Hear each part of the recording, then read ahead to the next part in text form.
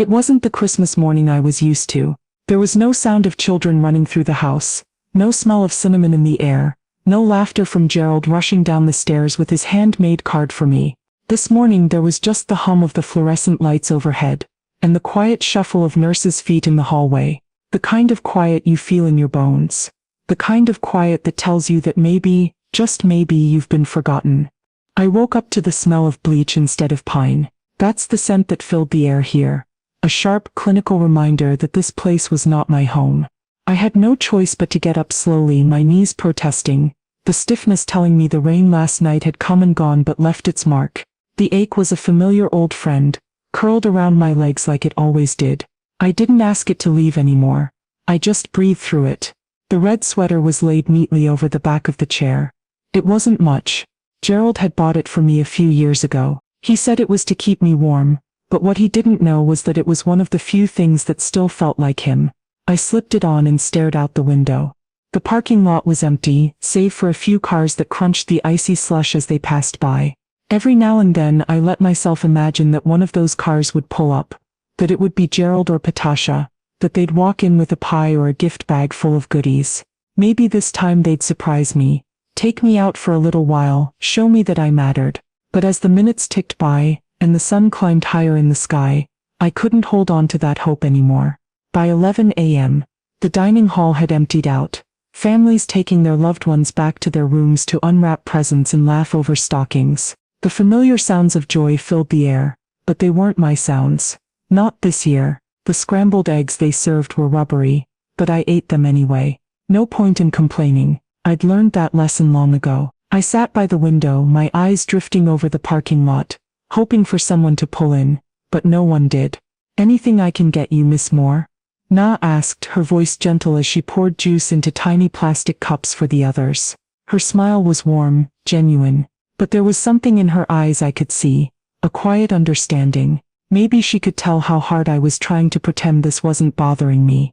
I smiled back, shaking my head. "No, sweetheart, I'm just enjoying the view." It was a lie, but she didn't press. She simply nodded and moved on, letting me have my moment of quiet. I stayed in the dining hall long after I should have.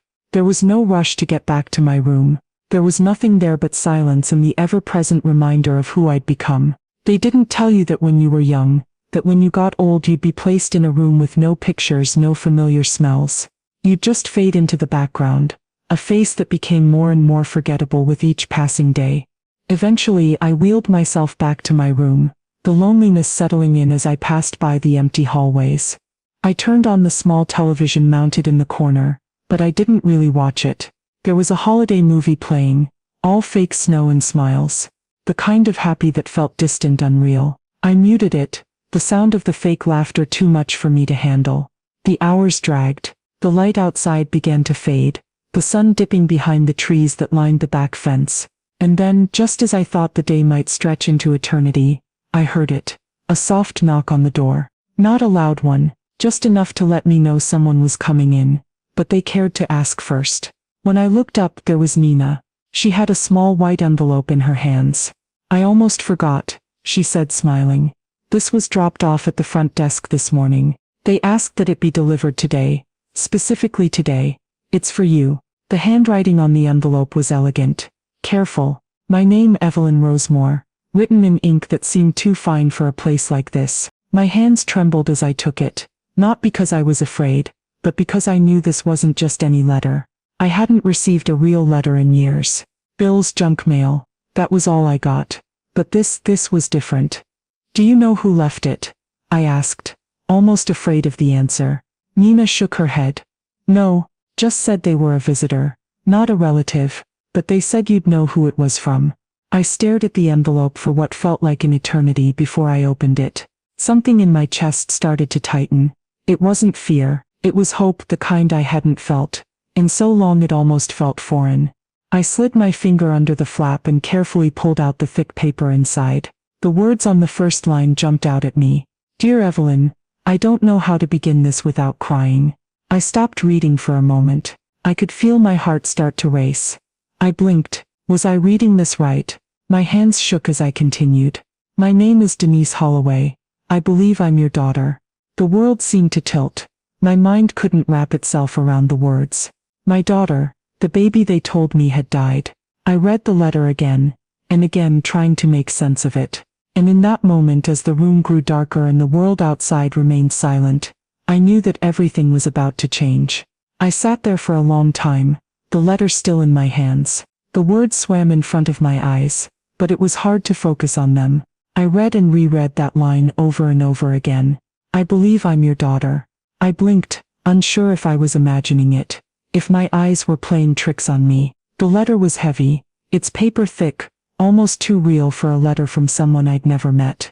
My chest tightened, and for the first time that day, I felt something in my bones shift, like the ground had moved beneath me. And suddenly I was standing on new, unfamiliar land.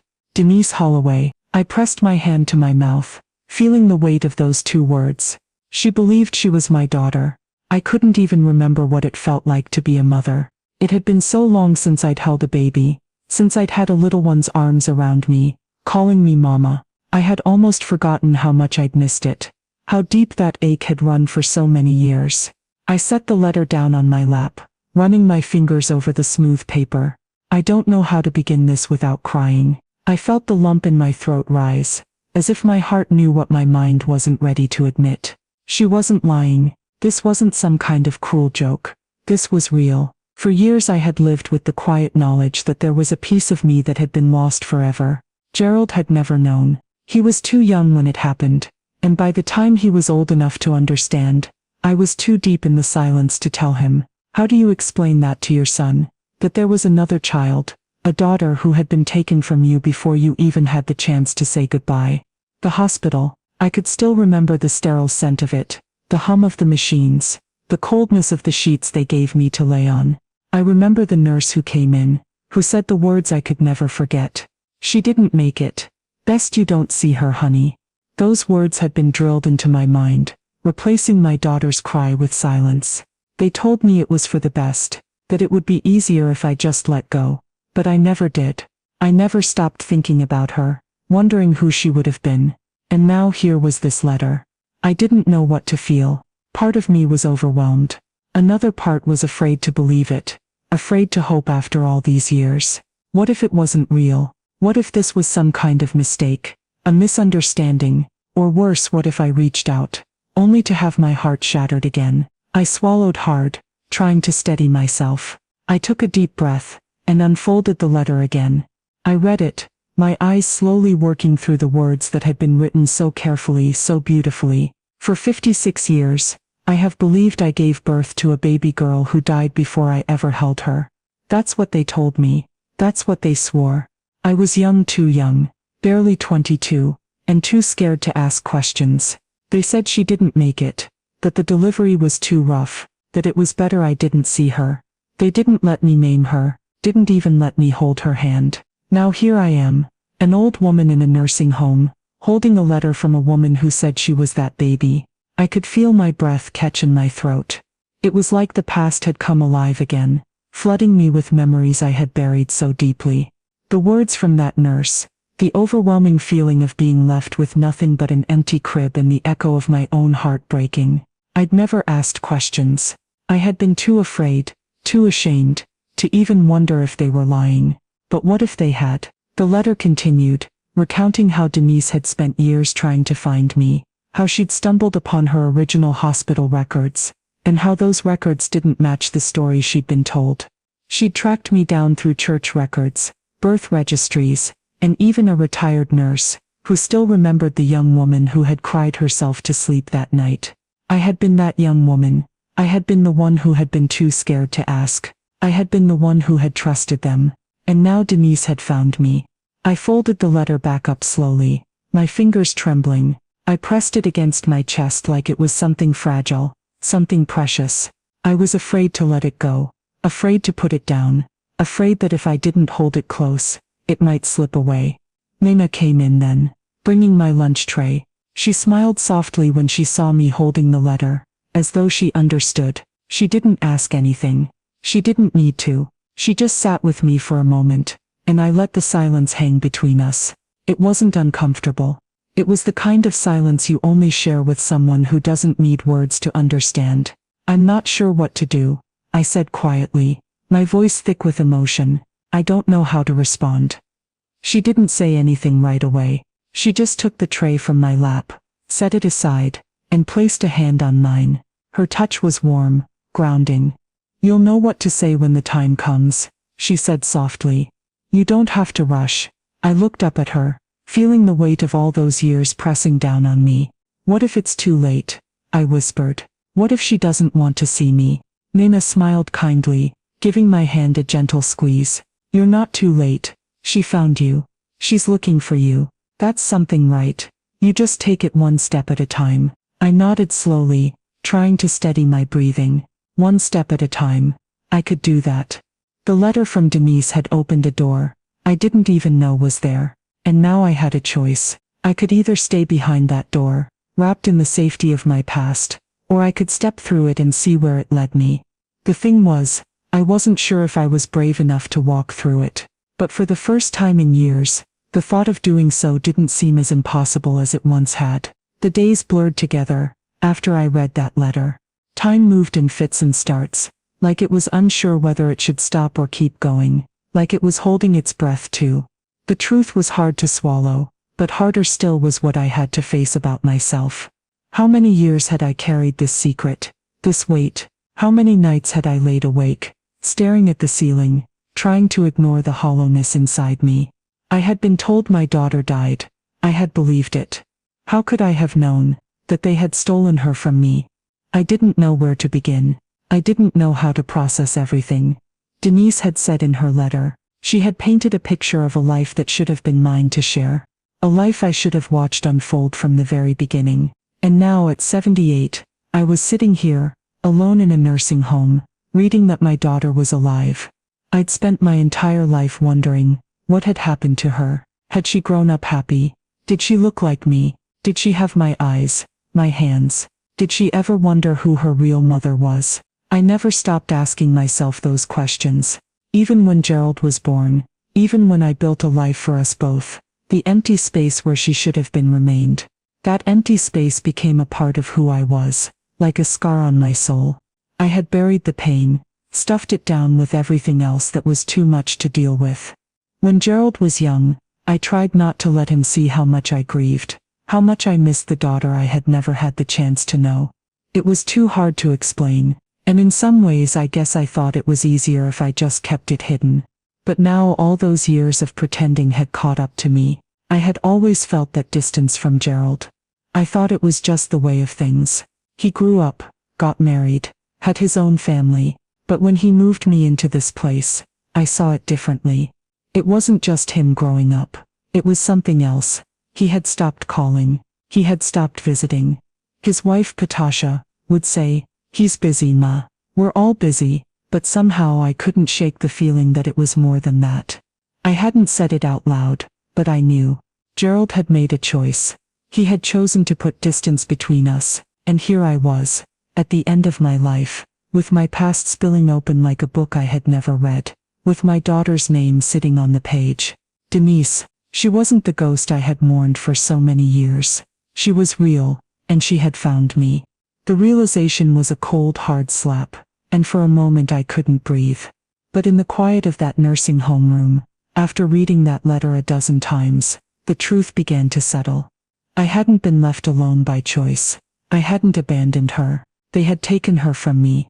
The nurses, the doctors, the people who were supposed to help, they had stolen her from my arms and told me she had died. I had been too young, too naive, and too afraid to ask questions. They had told me it was for the best. I felt the tears start to rise in my throat, but I didn't let them fall. Not yet, not until I had the truth fully in my grasp. The weight of it was overwhelming, but strangely there was a lightness too. The truth had been buried under layers of lies for so long. I had almost forgotten what it felt like to know something for sure. But now it was undeniable. I stood up slowly, my legs shaky, the pain in my knees reminding me how old I had become. But I didn't care about that. Not now. I walked over to the little dresser in the corner of my room, and pulled out the few photographs I had left. There was one of Gerald when he was small, a little boy with chubby cheeks, holding on to my hand. He was smiling at the camera, that carefree smile that I hadn't seen in years. I ran my finger over the glass, thinking about how much I had tried to give him, how much I had loved him. He had been my world for so long, but now with the letter from Denise in my hands, my world felt bigger, more complicated than I had ever imagined. I set the photograph down, and pulled out another one I hadn't looked at in a long time. It was a picture of me, holding a baby girl in my arms. My daughter, the one I never had the chance to name, the one they told me didn't make it. I stared at the photo for a long time, trying to remember. What had she looked like? What color were her eyes? What would her laugh have sounded like? And then I remembered, the empty crib. The silence that had filled the room, after they told me she was gone. I had cried, of course. I had begged for them to let me hold her, but they wouldn't. They said it was for the best. They said she was gone, that there was no need to see her. But now with the letter from Denise, I saw it all for what it really was. They had taken her. They had stolen her away from me, without a second thought, and I had been left to carry the weight of it for all these years. I sat back down on my bed, the photo still in my hands. I held it to my chest and closed my eyes, feeling the grief start to creep back in. But this time it wasn't the quiet, resigned grief I had lived with for so long. It was something different. Something sharper. The loss was no longer just a shadow. It was alive again, and it was burning inside me. But there was also something else now. The letter. Denise. She was alive. She was real, and she was out there somewhere, looking for me. I couldn't stay here in this room, wallowing in the past. Not anymore. I had a daughter, and I had just found her. I didn't know what came next. I didn't know how to reach out to her, how to explain everything that had happened, how to ask for her forgiveness. But I knew one thing. I wasn't going to let this slip away. I wasn't going to let the chance to have my daughter back pass me by. I folded the photo gently, and placed it back in the drawer, next to the other old memories. Then I went to the little desk in the corner, and pulled out a sheet of paper. It was time to write. The room felt different now. The silence that had once been heavy and suffocating, was starting to feel lighter, as though a window had cracked open, letting in the faintest hint of fresh air. I wasn't sure if it was the letter, or the fact that I had finally allowed myself to think about my daughter, to truly believe she was out there alive, that made the difference. But something had shifted. The loneliness, the isolation, it wasn't as all-encompassing as it had been before. I stared at the paper in front of me, the blank sheet of cream-colored stationery. I hadn't written a letter in years. The last time I had put pen to paper was when Gerald was still a child, writing him notes, to remind him of things he needed to do. Back then my handwriting had been neat, elegant even, the kind of writing that you might see on old cards sent through the mail with love. Now my hand hovered over the paper, unsure of what to say. What do you say to someone you've never met? Someone you never thought you'd find again? Someone you were told had died? I was scared. I could admit that. Fear had been a constant companion in my life, hanging over me like a dark cloud, whispering that nothing good would come from reaching out, from asking for too much. Fear had kept me from questioning the past, kept me from chasing after the truth. But now that same fear was urging me to turn away from the letter, to lock it back up and never speak of it again. But I couldn't do that. I set the pen down, clasped my hands together in my lap, and closed my eyes. In my mind, I could hear Denise's voice, the words from her letter echoing in my ears. I don't want to overwhelm you, but if there's even a part of you that wants to know me, just a little, I'd love to meet you. Just a little. The words stuck with me. A little. For 56 years, I had lived with the ache of wanting to know my daughter. The emptiness in my heart had been there. For so long I didn't even remember what it felt like to not carry it. But now Denise was offering me something. She was offering me a chance to see her, to hear her voice, to finally know the daughter I had lost. Could I let that go? Could I really stay silent now? I thought of Gerald, of how far he had pulled away, how little he seemed to care about my presence in his life anymore. I had tried for years to get close to him, to be the mother he needed, but somehow, it always felt like I was just a memory to him, someone he had put away in a box marked old. He had moved on with his life, and I had accepted that, telling myself it was enough to know he was safe and happy, even if I was left behind. But now, with Denise's letter in my hands, I realized that I hadn't just been left behind.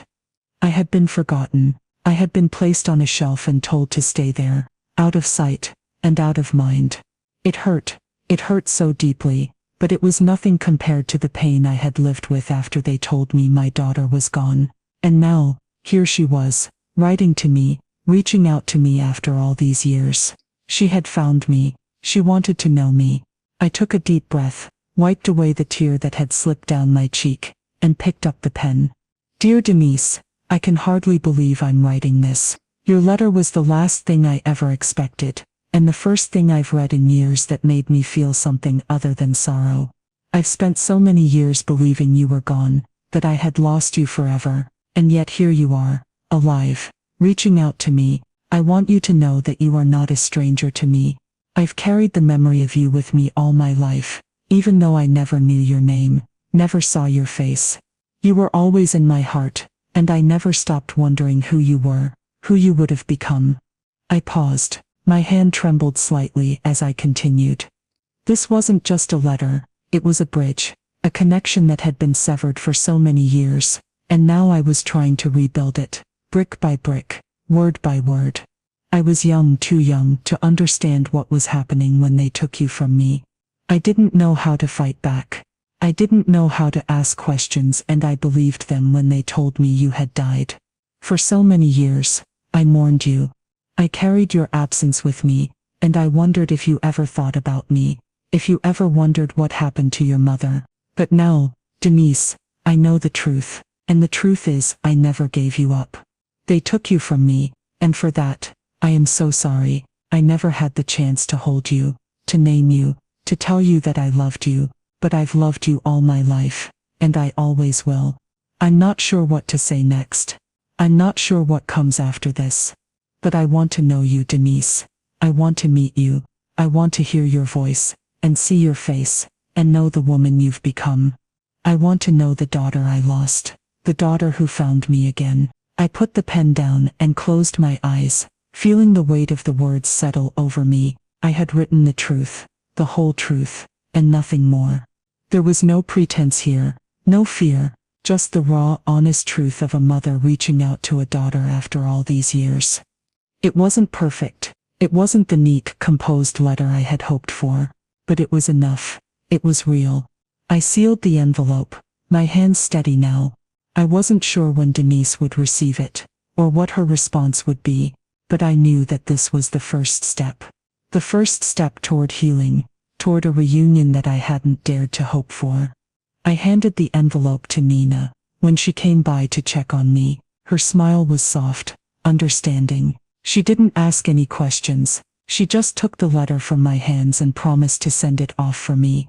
And with that, I let go of the fear, let go of the fear, let go of the uncertainty, let go of the past that had held me back for so long. The future was in front of me now, and for the first time in a long time, I was ready to walk toward it. The days that followed felt strange, like I was waiting for something that hadn't yet arrived, but was somehow already on its way. I couldn't focus on anything for too long. The hours felt too long, and yet I knew they were also too short. I kept looking out the window, scanning the parking lot below, half expecting to see a car pull in, half expecting Denise to show up just like she had promised in her letter. But of course she hadn't written to me for just a visit. She had to travel, maybe even make arrangements to come see me. I had no idea how long it might take, but the anticipation gnawed at me constantly. Every time the door to the nursing home opened, my heart skipped a beat. I would hear the sound of footsteps down the hallway, or the voices of the staff and other residents, and I would feel that rush of hope. But it always turned out to be just another nurse, another visitor, or another patient being wheeled by. Still, I couldn't stop myself from waiting. And so I spent my days in a kind of restless calm, walking the tightrope between hope and fear. What would she be like? How would she look? Would she remember me from the letter, from the words I had written to her, or would it feel like we were strangers? It felt too impossible to think of all at once, so I simply let myself imagine her face every now and then, when I found myself staring out at the snow-covered ground, or hearing the laughter of children down the hallway. Nina checked in on me, as she always did, with her usual warm smile. I saw how she looked at me, with that understanding, as if she knew something big was happening inside me. She didn't say much, but she didn't have to. I could see it in her eyes. She knew what was coming. The morning of Denise's arrival, the air was colder than usual, the gray sky promising snow, but it wasn't the weather I was focused on. It was the clock, ticking away, each minute an eternity, as though time was teasing me, making me wait just a little longer. I dressed carefully, picking out my blue dress, the one with the pearl buttons. It had been a long time since I had worn it. Too long, I thought. I brushed my hair, a little more carefully than usual, even though it wasn't quite the way it used to be. I was getting older, and some days it felt like my reflection was more a stranger than anything familiar, but I tried to ignore that, telling myself that today wasn't about my age. It was about seeing my daughter. The minutes dragged by, as I sat in my room, my hands folded in my lap, my heart racing. I could hear the distant sounds of the other residents, some laughing, some quietly murmuring, but I couldn't focus on anything other than the thought of Denise walking through that door. At exactly 10:02 a.m., just as I had imagined, the front door opened. My heart leaped, and before I knew it, I had pushed myself forward in my wheelchair, my palms sweating, my breath shallow, my pulse hammering in my chest. There she was, Denise. She stood in the doorway, her eyes scanning the room before they landed on me. She was older than I had imagined, but not so different from the face I had seen in my dreams, for so many years. The same brown eyes, the same shape of the jaw. There was a softness to her, a kindness in her gaze, as though she had been waiting for this moment just as much as I had. I didn't say anything at first. I couldn't. My throat was tight, and the words I had prepared in my mind seemed to vanish, the moment I saw her standing there, alive and real. She stood still for a moment, and then without hesitation, she stepped forward. "Mama," she whispered, her voice breaking just slightly, as though she couldn't quite believe it either. And then she was in my arms. I didn't think about the pain in my knees, or the stiffness in my back.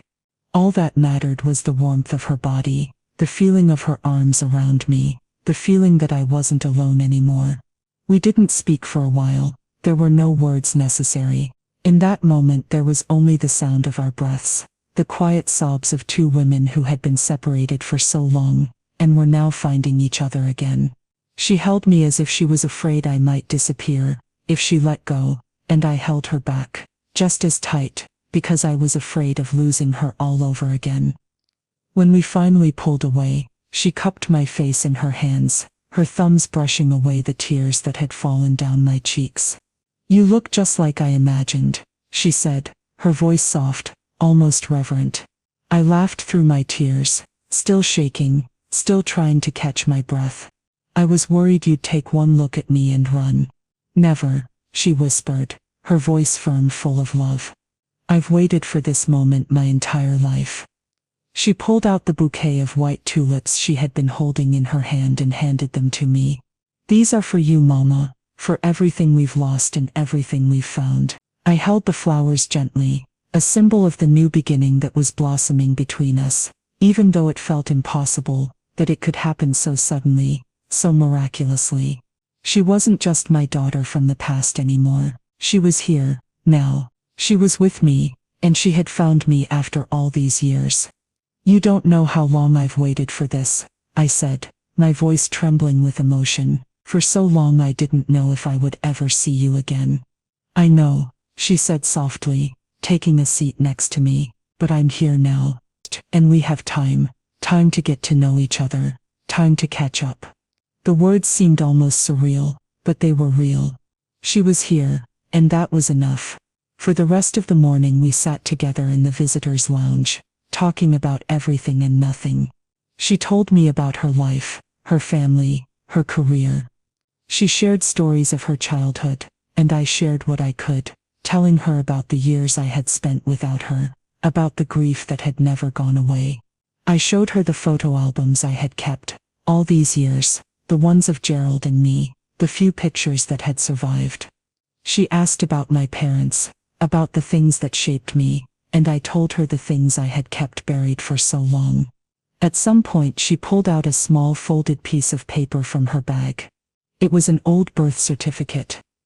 I opened it slowly, my heart hammering in my chest. It was mine. But what stopped me was the section that said mother's consent for adoption. It was blank. They never let you sign it, Denise said quietly, watching my face closely. They made the decision for you. They took me. I closed my eyes, feeling a coldness wash over me. The truth, the hard, bitter truth, was now staring me in the face. I had been lied to, robbed of the chance to hold my daughter, to say goodbye to her.